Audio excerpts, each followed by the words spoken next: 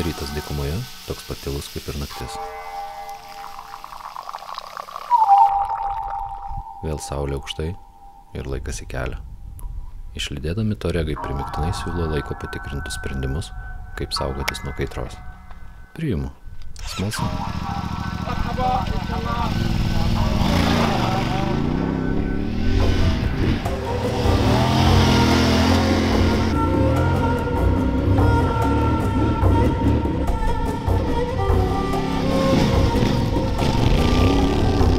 Negaliu teigti, kad toks galvos apdangalas neveikia. Atvirkščiai. Išties ženkliai gaiviau. Bet kaip bebūtų, ne kupranugariu jojo. Bendras saugumas važiuojant motociklu vienareikšmiškai svarbiau.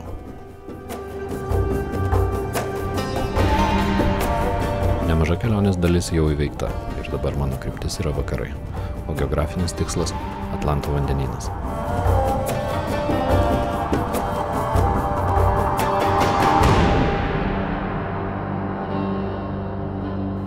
Išdžiūvusių upių vagos ir oazės po truputį signalizuoja apie tolimą nuo sauso Saharos karščio.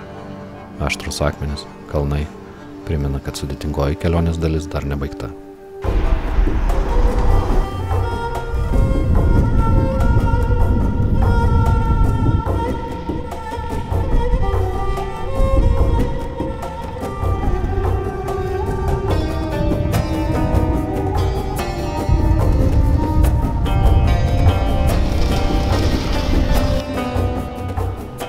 Vos pasiekiu šiokią tokią civilizaciją, jie iš karto pasireiškia dosnumu ir patogumais.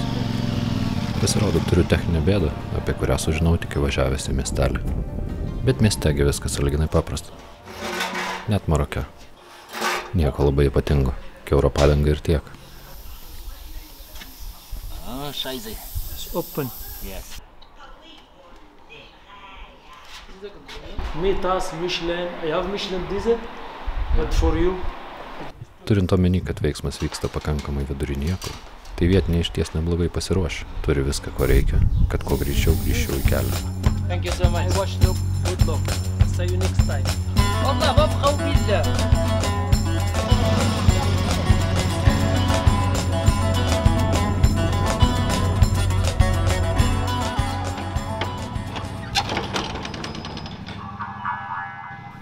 Kad jau techniniai niuansai nutiko tarp žmonių, o ne kažkur toli dykumoje, priimu kaip ženklą.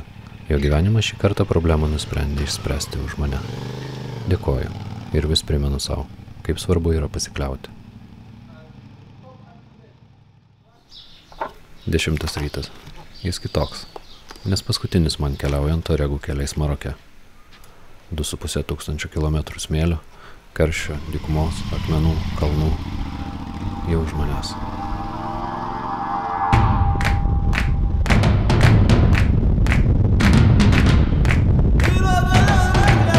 Kaip ir priklauso, paskutiniai kilometrai techninė prasme nebūtinai nors kiek mažiau sudėtingi.